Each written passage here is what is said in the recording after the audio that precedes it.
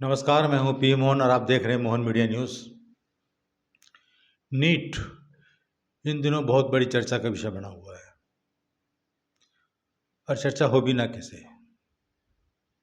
इतनी लगन और मेहनत से विद्यार्थी 24 घंटे मेहनत करते रहते हैं। मैं जिसके लिए कि वो MBBS में उनकी एंट्री हो जाए, MBBS में उनका प्रवेश हो जाए। लेकिन एक ऐसी विडंबना है कि हमारे देश की शिक्षा प्रणाली पर इतनी भ्रष्टाचार घुस चुका है कि विद्यार्थी को भरोसा नहीं रहा कि हम अपना टेस्ट जो दे रहे हैं इसका रिजल्ट हमें जो मिलना चाहिए सही मायने में मिलेगा कि नहीं मिलेगा। ये बहुत ही दुखद घटना है कि अभी इन दिनों चीटिंग के कारण जैसा भी हो भ्रष्टाचार इसमें पनप चुका है और इस भ्रष्टाचार के चलते विद्यार्थी जो मेहनत किए हैं वो पिछड़ गए, जो बिना मेहनत किए जो नकल किए हैं वो पास हो रहे हैं, अच्छे मार्क ला रहे हैं।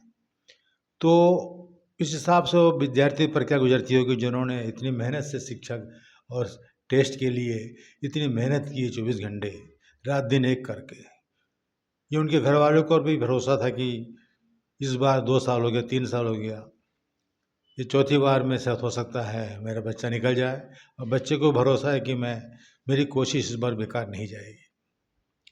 लेकिन अचानक कोई ऐसा गिरोह इसमें आ जाता है जो चीटिंग की बदौलत वो अपना मकसद पूरा कर लेते हैं और मार्क बढ़ा लेते हैं, जो वास्तव में जो मेहनत किया बच्चे बिछड़ जाते हैं। चलो ये तो हो गया ये भ्रष्टाचार के बारे में। लेकिन जो बच्चे क्वालिफाइड हो चुके हैं नीट में, तो उनकी काउंसलिंग कब होगी? एक एक दिन एक एक घंटा उनका कैसा कट रहा है ये वही जानेगा जिन्होंने मेहनत करके ये मार्क्स लाए हैं। तो ये काउंसलिंग के इंतज़ार में कई दिनों से कई सप्ताह बीत चुके हैं, लेकिन काउंसलिंग का कोई भी समय सरकार फिक्स नहीं कर पा रही है।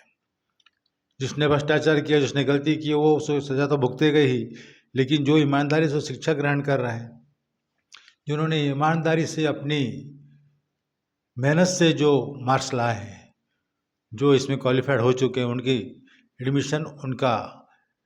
एडमिशन MBBS के लिए जो सरकारी कॉलेज में होने के था उसमें विलम्ब हो रहा है।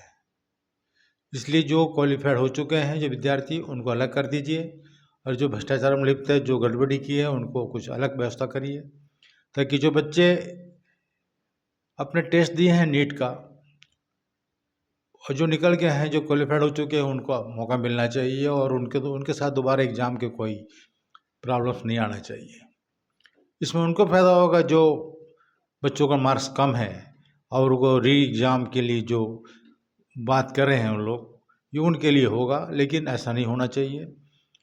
जो एक बार एग्ज़ाम हो चुका है, जो क्वालिफाइड हो चुका है, उनको क्वालिफाइड में रहने दीजिए और उनका काउंसलिंग में उनको हिस्सा लेने का मौका दीजिए, फर्स्ट पार्ट सेकंड पार्ट जो भी हो। तो ये इंतज़ार है उसका अगली काउंसलिंग का। लेकिन इसमें विद्यार्थियों को कोई दोष नहीं है, सरकार के दोष है और व्यवस्था की भी बहुत बड़ी गलती इसमें है। जितनी भी व्यवस्था की गई है सब बेकार हो चुका है और जो इसमें पनिशमेंट जिन्हें मिलना चाहिए वो तो मिलेगा ही, लेकिन उन विद्यार्थियों को इंतज़ार है अपनी काउंसलिंग का कि उन्हें किसी न किसी कॉलेज में एडमिशन मिल जाए, सरकारी कॉलेज में, इसलिए वो मेहनत करते हैं। तो सरकार की जो नीतियां हैं इसमें बदलाव ज़रूरी है। जो गलतियां की गई है ये गलतियां शायद पहले भी होती रही होगी, लेकिन इस गलती को एक सबक मान करके पूरा देश निहार रहा है सरकार की ओर, माननीय सुप्रीम कोर्ट की ओर, क्या फैसला आता है। खैर जो भी फैसला होगा न्याय के साथ ही होगा, माननीय सुप्रीम कोर्ट के आदेश को हमें मानना होगा और सरकार को इस ओर कदम उठाना चाहिए। और जो विद्यार्थियों के साथ जो हो रहा है, शिक्षा विभाग में शिक्षा के क्षेत्र में जो अन्याय हो रहा है, ये हरगिज़ नहीं होना चाहिए। जिसमें योग्यता है वो आगे बढ़ेगा और वो आगे बढ़ते ही जाएगा, वो अपनी योग्यता का परिचय देगा। वो जो गलत तरीके से एग्ज़ाम दे रहे हैं, जो चीटिंग करके दे रहे हैं, उनका कोई अस्तित्व नहीं है और ऐसे लोगों को तो कड़ी से कड़ी सज़ा मिलनी भी चाहिए।